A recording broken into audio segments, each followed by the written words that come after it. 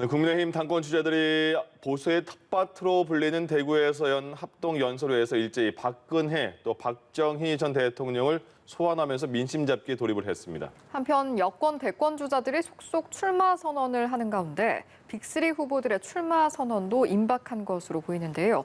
관련 내용을 포함한 정치권 이슈들 최창렬 용인대 교양학부 교수, 김형준 명지대 교수와 함께 짚어보도록 하겠습니다. 네, 어서 오십시오. 안녕하십니까. 네, 예, 앞서 보신 것처럼 국민의힘 당권 주자들 대구 경북 합동 연설회에서 박근혜, 박정희 전 대통령도 불렀고 여러 가지 뭐 핵심 중요한 그런 지역이기 때문에 마음을 잡은 것 같은데 지금 분위기 또 판세는 어떻게 분석하세요? 현재 판세야 뭐 이준석 후보가 앞서가는 거야 다 뭐 알려진 사실이고 네. 여기 지역이 이제 영남이란 말이에요. 예. 예, 아까 말씀하신 것처럼 보수의 텃밭이라고 이제 우리가 흔히 얘기하는데 당원들의 이제 그 숫자가 많기 때문에 네. 게다가 이번에 본 경선은 당원대 여론조사가 7대 3이잖아요. 네. 당연히 이제 후보들이 이쪽 지역을 의식한 발언을 할 수밖에 없죠. 그러니까 박근혜, 박정희 전 대통령까지 나오는 상황이에요. 예. 그리고 지금 나경원 후보 같은 경우는 대구공항 이제 신공항을 박정희 공항으로 부르자. 뭐 득월공항도 있으니까 네네. 뭐안 될 것도 없겠습니다만 글쎄요. 이 지역만 있는 건 아니잖아요. 대구 경북뿐만이 아니라 아무리 그 지역에 공항이라 하더라도 대한민국의 공항인데 네. 저는 그런 여러 가지 국민적 공감대가 필요하다고 보는데 아무튼 뭐 이 후보들이 이제 표를 얻기 위해서 네. 이제 박근혜 전 대통령, 이명박 뭐 이런 분들 이제 사면을 얘기하는 건데 네. 대통령의 권한이잖아요. 이건 문재인 대통령의 고유 권한이기 때문에 굳이 당내 경선에서 이러한 그 약간 좀 예민한 예. 주제를 굳이 꺼낼 필요가 없을 것 같아요. 음. 앞으로 국민의힘이 어떻게 변화해야 될 것인가라든지 지역 대구 지역이긴 합니다만 대구 지역이 어떻게 한국 정치에 기여할 바 이런 걸 좀 얘기하는 게 더 미래지향적이고 이렇게 느껴지지 않을까 생각이 들고 예. 이준석 후보가 지금 뭐 이른바 돌풍이라고 얘기하는 이런 변화와 쇄신의 바람에 좀 동참했으면 좋겠어요. 후보들도. 네. 그런 이슈와 같이 동참하면서 이제 이준석 후보가 좀 각을 세우는 이런 쪽으로 가는 게 어땠을까 하는 생각이 좀 듭니다. 예. 네. TK라서 더 본인의 색깔을 더 강조했던 면들이 있었을까요? 어제 토론회 했던. 통상적으로 이제 선거를 보면은 대통령 선거든 어떤 당대표 경선이든 집토끼를 잡는 전략과 산토끼를 잡는 전략이 항상 있어요. 네. 뭐 보통 통상적으로 대구 경북하면은 보수의 뭐 텃밭이라고 할 정도로 그러니까 아마 집토끼 전략을 나갈 것이다라고 생각을 많이 하잖아요. 예. 그러니까 다른 뭐 나경원 후보라든지 아니면은 뭐 주호영 후보는 전통적 방식의 집토끼를 잡기 위해서 박정희, 박근혜를 이제 소환한 면이 있는데 이준석 후보 같은 경우는 역으로 집토끼보다는 산토끼를 잡는 방식을 채택했어요. 두 가지 의미가 있다고 봅니다. 예. 하나는 나는 이렇게 다른 사람과 다르다라는 거를 차별화하는 그런 그 전략일 수도 있고 두 번째는 자신감이죠. 자기가 승기를 잡았다. 예를 들어서 호랑이 등에 탔기 때문에 오히려 대구 경북보다는 더 큰 지역 대한민국을 생각하면서 정치를 하겠다라고 하는 그러한 이제 나름대로의 생각 속에서 나온 부분이라고 좀 봐요. 예. 그래서 뭐 김대중 대통령은 이제 호남을 상징하고 영남에는 이제 박정희 대통령을 상징하는 것이 많기 때문에 이 지역적인 정치에 기대서 선거를 하는 거는 이제 많이 퇴색되고 있는 부분들이 있죠. 예. 그런 의미에서 봤을 때 뭐 이제 당원대회다 보니까 당원에 맞는 나름대로의 이제 여러 가지 뭐 박근혜 대통령 사면이라든지 박정희 공항이라든지 이런 얘기는 뭐 있을 수 있다고 좀 봐요. 근데 결국 대구 경북에 있는 당원들이 그동안 갖고 있었던 생각에서 벗어나서 어떠한 전략적 선택을 할 거냐가 이번 선거의 가장 핵심적인 예. 요인이 되겠죠. 왜냐하면 예. 대구 경북이 당원들 비율로 보면 30% 되고요. 그리고 예. 투표율이 가장 높거든요. 그런 의미에서 봤을 때 어저께 대구 경북 합동연설에는 나름대로 중요한 분기점이 될 수 있는 그러한 전당대회 하나의 그 발표회가 아니었는가라는 생각을 좀 합니다. 6월 11일 날 당대표가 뽑히는데 6월 7일부터 이제 투표에 들어가는 거잖아요. 네네. 지금 1위를 하고 있는 이준석 후보의 당선 가능성은 얼마나 보세요? 현재 뭐 우리 선거 용어로 얘기를 하면은 예. 1등이 계속해서 우세를 보이는 그리고 밴드웨건 효과라고 예. 얘기를 많이 하잖아요. 근데 지금 이제 각종 여론조사를 보면은 당심과 민심이 거의 일치해서 나타나는 현상을 보이고 있기 때문에 네. 비록 당심이 70%라고 하더라도 아마도 이제 이준석 후보가 여전히 우위를 차지하고 있는 거는 맞는 것 같아요. 예. 그러나 남은 기간 동안에 뭐 변수는 얼마든지 있을 수도 있고 그리고 뭐 개인 후보에 대한 바람이라고 보지는 않아요. 저는 이것이 이준석 후보 개인에 대한 지지라고 저는 보지는 않습니다. 그러니까 다시 얘기해서 현재 기존 정치인에 대한 변화에 대한 뭐 우리가 차도살이란 말 있잖아요. 네네. 남의 칼을 빌려서 하는 것처럼 차이 변화라고 봅니다. 이준석을 빌려서 변화를. 왜냐하면 이준석은 결코 새로운 사람이 아니에요. 네. 새롭지 않은 사람인데도 마치 새로운 것처럼 보이고 그 사람이 뭐 쇄신에 대한 성과를 낸 것도 아닌데도 마치 쇄신을 이끌은 것 같은 이런 현상들은 결국 뭐냐면 기존 정치에 대한 나름대로의 국민들이 갖고 있는 피로감이라든지 좀 변화에 대한 열망이라든지 이런 게 이준석 개인을 통해서 가는 거기 때문에 개인 현상보다는 전반적인 한국 정치 변동의 현상으로 이해하기 때문에 예. 아마도 이준석 바람이 계속해서 지속되는 하나의 요인이 되고 있는 것은 아닌가라는 생각을 합니다. 앞서 말씀하신 것처럼 이준석 후보가 어제 대구 경북에서 저를 영입한 박근혜 대통령에게 감사합니다라고 말을 했고 하지만 저는 탄핵은 정당했다고 생각합니다. 사면론을 꺼낼 생각은 없습니다. 이렇게 말을 했어요. 말씀하신 것처럼 김 교수님께서는 차별화와 자신감이다 이런 표현을 했거든요. 이준석 후보는 아무튼 기존의 국민의힘의 기류와는 좀 다른 모습을 보이는 겁니다. 네. 바로 그것이 지금 이준석 후보의 이 지금 예상을 뛰어넘는 이러한 그 돌풍을 일으키고 있는 거의 원인이거든요. 박근혜 전 대통령 사면에 대해서 굳이 어쨌든 간에 사면에 대해서 여러 가지 국민들의 찬반이 있어요. 언젠가 이제 부딪혀서 해결해야 될 문제긴 합니다만 박근혜 전 대통령 탄핵이라는 것도 그렇고 사면이라는 것도 그렇고 특히 탄핵은 헌법 절차라는 그 절차에 따라서 이루어졌던 거였잖아요. 네. 그걸 부정할 수는 없어요. 예.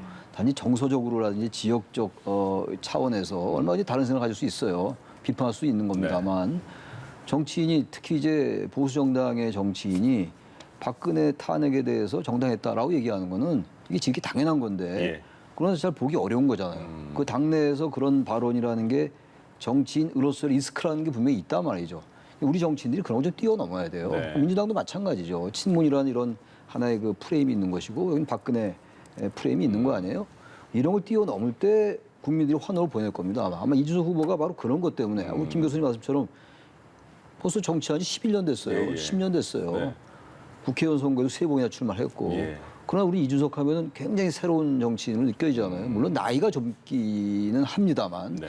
단순히 나이가 젊다고 이런 그 지지를 받는 건 아니거든요. 지금 뭐 여나 야나 지금 나이 젊은 의원들 얼마나 많습니까 초선. 근데 그분들이 뭐 초선으로서의 어떤 그런 우리 지금 기성세대들이 볼 때 새로운 정치 하겠구나라고 느껴지는 사람이 많지가 않아요. 거의 없어요. 네. 여야 막론하고. 그러니까 이준석 후보가 단지 뭐 나이가 젊다 이런 차원이 아닌 거예요. 그러니까 저도 박근혜 탄핵에 대해서 나는 또 사면에 대해서 국민의힘 내에서 다른 일을 할 수 있는 정치인. 그 민주당도 마찬가지죠. 예. 이따 이게 나올지 모르겠습니다만 조국 뭐 시간이라는 그 책에 대해서 다른 얘기를 할 수 있어야 되는 거죠.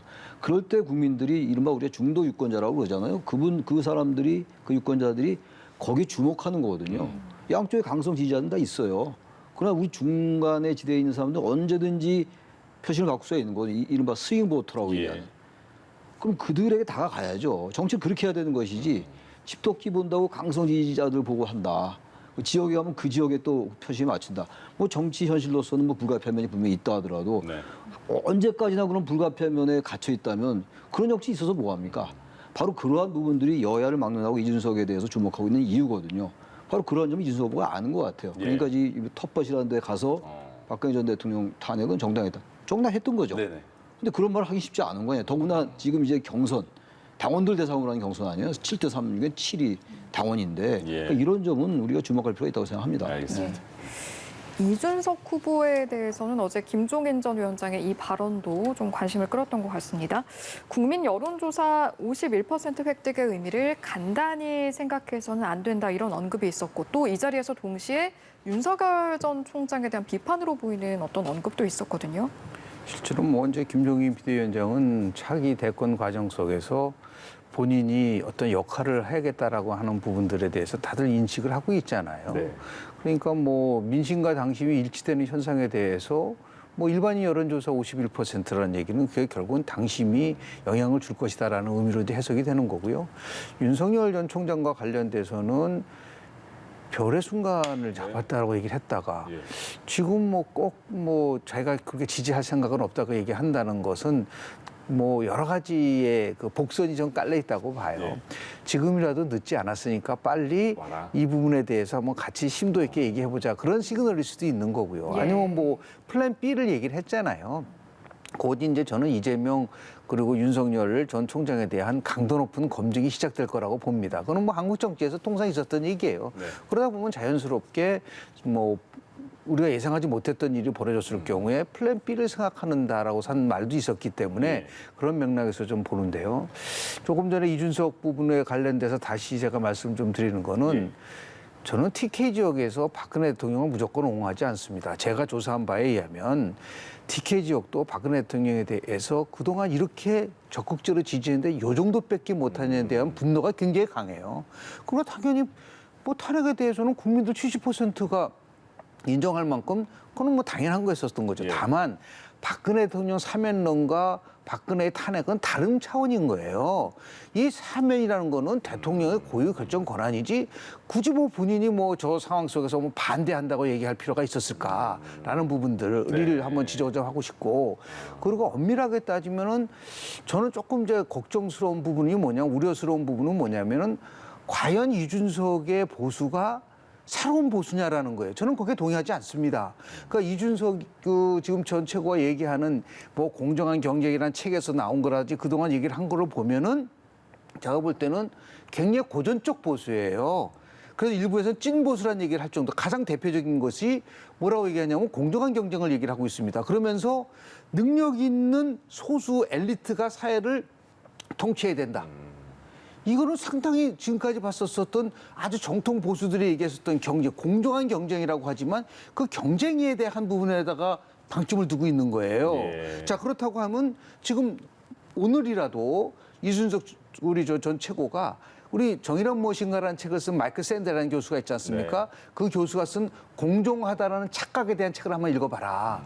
다시 얘기해서 능력주의는 모두에게 같은 기회를 제공하는가? 그렇지 않다라는 거예요. 그런 식으로 따지면 지금 뭐 여성 그리고 청년 그리고 호남에 대한 할당제에 대해서 폐지하고 있다는데 어느 순간에는 폐지가 돼야죠.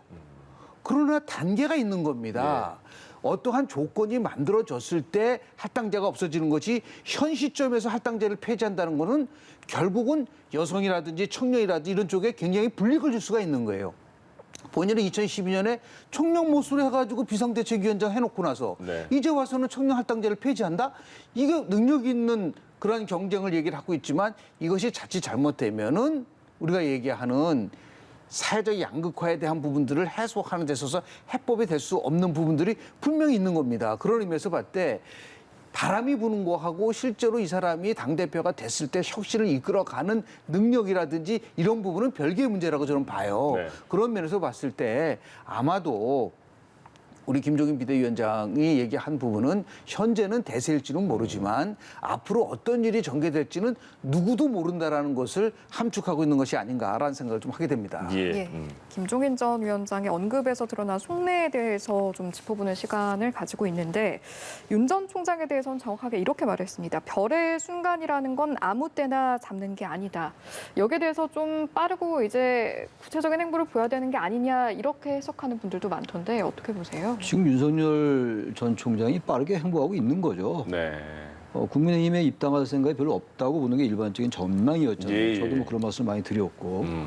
근데 지금 많이 상황이 바뀌었어요. 바뀐 게 우선 4월 재보선거에서 민주당이 졌잖아요. 네. 다시 말하면 국민의힘이 이겼단 말이죠. 네. 이준석 후보의 돌풍은 저는 어쨌든 뭐 지금 우리 김 교수님 말씀에 동의한 부분이 상당 부분 있다 하더라도 예. 상당히 변화를 추동하는 거거든요. 국민의힘이 바뀌지 않으면 안 된다라는 그 절박함이 배어 있어요, 저 부분. 사실 지금 요즘 와서 진보나 보수, 저도 뭐 진보 보수 얘기를 많이 합니다만 예.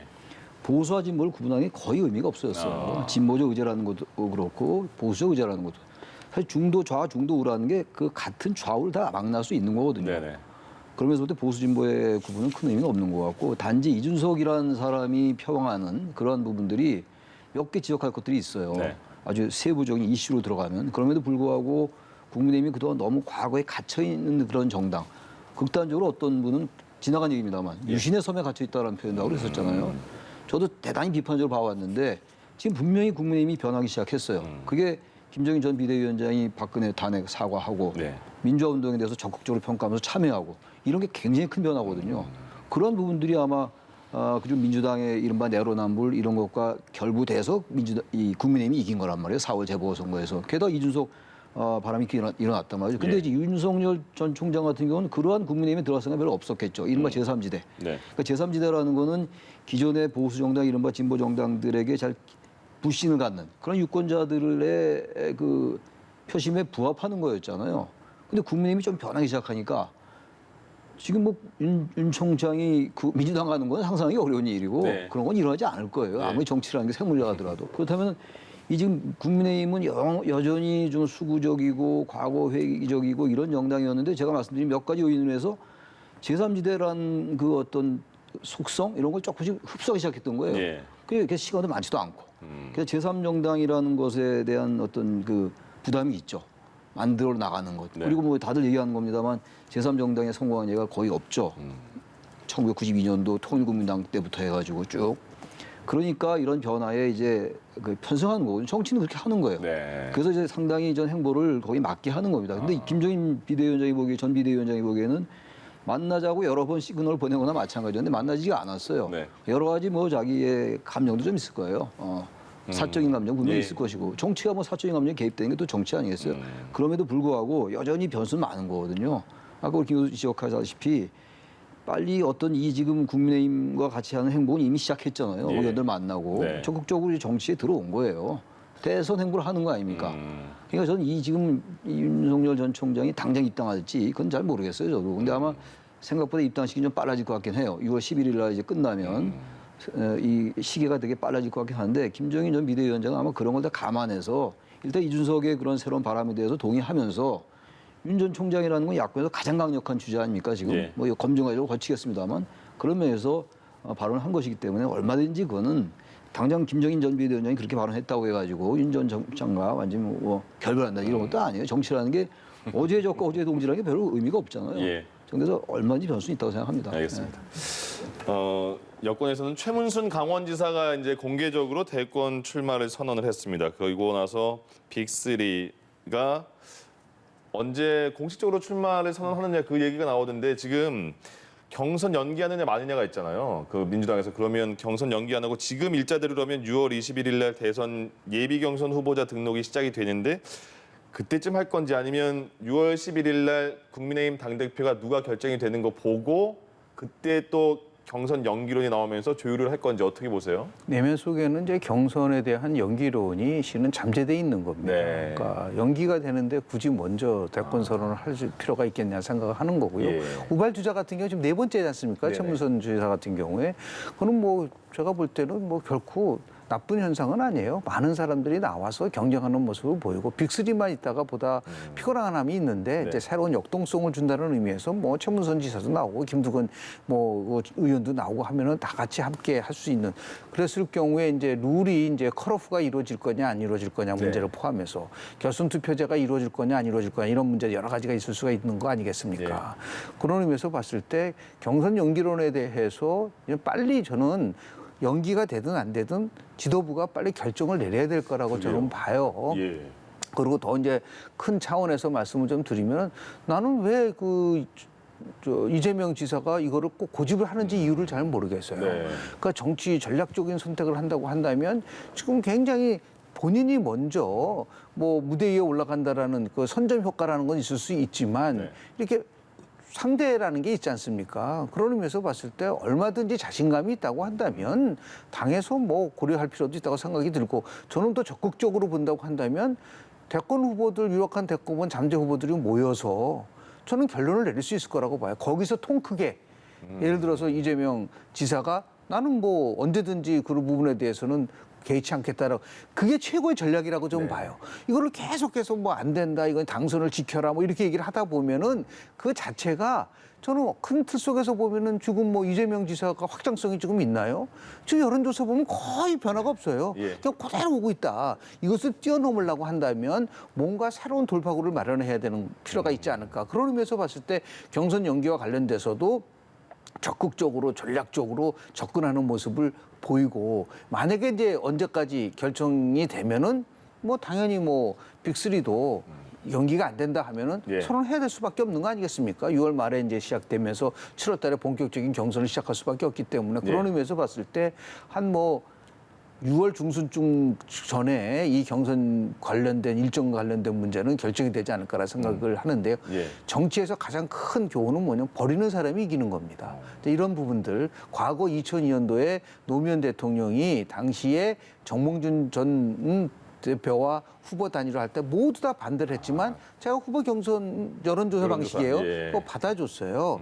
그러면서 자기가 자신 있게 여론이라는 거는 언제든지 변화할 수 있는 것이고 그리고 내가 대통령 되는 게 뭐가 중요하느냐라는 얘기를 한 적이 있거든요. 네. 그런 것처럼 대담하고 그리고 뭔가를 큰 통 크게 보여줄 때 오히려 더 힘이 될 수 있는 부분들이 있기 때문에 이재명 지사가 아마 잘 고민을 해야 될 시점이 온 것이 아닌가 생각을 합니다. 근데 저는 그 예. 경선 연기가 네. 원칙이 없어요. 명분이. 아, 뭘 명분으로 연기를 한다는 건지 모르겠어요. 다 예.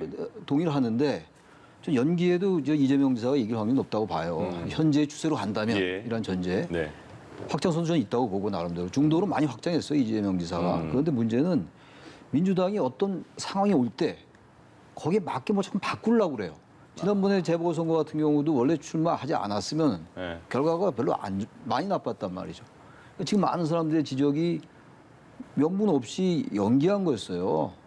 뭐 당리당략이었죠. 네. 정당이 물론 당리당략을 따지는 게 뭐 정상일지 모르겠으나 음. 이번의 경우도 마찬가지예요. 도대체 무엇으로 연기하냐 이거예요.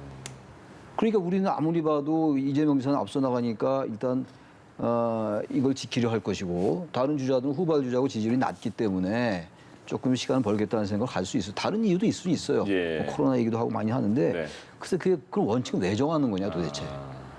정말 예외적으로 원칙을 바꿀 수도 있어요. 또 이재명 지사가 나중에 경선에 대해서 지금은 이제 이 고수를 얘기하고 있습니다만 뭐 동의할 수 있다고 봅니다. 네. 근데 그것보다 중요한 거는 원칙은 지키라 이런 얘기예요. 그러니까 경선 당내의 경선이기 때문에 당내의 일이긴 합니다만 공당들이고 집권당이고 제1야당들이기 때문에 여야 통틀어서 얘기할 때 거대 정당들 네. 당내의 약속은 대국민 약속과 똑같은 겁니다. 사실 어떤 면에서 볼 때. 이거를 상황에 대해서 바꾼다. 무슨 명분과 약속이 원칙이 있어야 될 거 아닙니까? 네. 내가 아무리 뜯어봐도 별 명분이 없더라고요. 왜 연기하는 건지 모르겠어요. 그걸 국민들이 어떻게 바라볼 거냐. 다시 말하면 지금 민주당이 지금 분위기가 별로 안 좋아요. 제가 보기에는. 국민의힘 뭔가 좀 완전히 거의 그 뭐라 그럴까요? 거의 그 승리하는 법을 잊었던 정당이 조금씩 깨어나기 시작한 예. 느낌이 들고 이게 분위기의 문제거든요. 민주당은 지금 재보궐선거 참패해놓고도 뭔가 쇄신의 느낌이 안 들어요. 그러니까 조국의 시간이라고 그래가지고 엉뚱하게 조국 이슈를 소환이 되고 있는 상황이고. 근데 지금 이거 경선 연기하니 안 하니 아무리 주자들이 만난다고 해결될 문제가 아니야. 이건 미리 실무서에서 끝나야지 만나서 해결하는 것이지 네. 단판 해결 문제가 아니라면 이 문제가 계속 쟁점이 되고 국민의 뭔가 변화와 쇄신이라는 게 자꾸만 어쨌든 느껴진다면 이거 또 추세가 지는 거라고요. 그러니까 이런 거는 글쎄요, 뭐 그 주자들이 알아서 할 일이고 뭐 예. 이재명 지사가 나중에 받을 수 있다고 보긴 합니다만 명분과 원칙을 가지고 국민들에게 얘기를 해라. 경선 연기를 하더라도 예. 그 말씀을 제가 드리고 싶습니다. 민주당 대선 기획단이 6월 중순에 나온다니까 그 전에 결정이 될지 모르겠습니다. 그런데 실은 2007년도에 비슷한 상황이 있었어요. 네. 당시에 박근혜 후보와 이명박 후보 원래 한나라당 당원 당규에 의하면 6월 달에 후보를 뽑아야 되는 거였었습니다. 네. 그런데 당시에 박근혜 후보가 강력하게 요구를 했죠. 경선 연기에 대해서. 결국 2달 연기됐습니다. 아. 그거 8 연기됐어요. 근데 그 당시에 당연히 경선 하면은 이명박 후보가 앞섰는데도 불구하고 이명박 후보가 받아들인 겁니다. 그렇게 해서 아름다운 경선이 이루어진 것인데 예. 왜 2가지 이유 때문에 경선의 필요성이 있는 거예요. 네. 지금 뭐 최 교수님 말씀하신 대로 원칙이 얘기도 있지만 첫 예. 번째는 뭐냐면 집단 면역이 이루어지는 게 11월이라고 한다면 네. 그런 축제 속에서 뭔가 대통령 후보를 뽑는 거 아니겠습니까? 이렇게 비대면으로 가는 것보다는 대면적인 것이 많아질수면 좋을 것이고 두 번째는 뭐냐면 지금 박용진, 이광재 그리고 김두관 지금 신인 후보들이 요구를 하고 있는 거 아니겠습니까? 충분한 기회를 달라고 하는 부분들 네. 그런 걸 흔쾌히 받아들일 수 있는 도량이 있어야지만 리더십을 보여주는 것이지 네.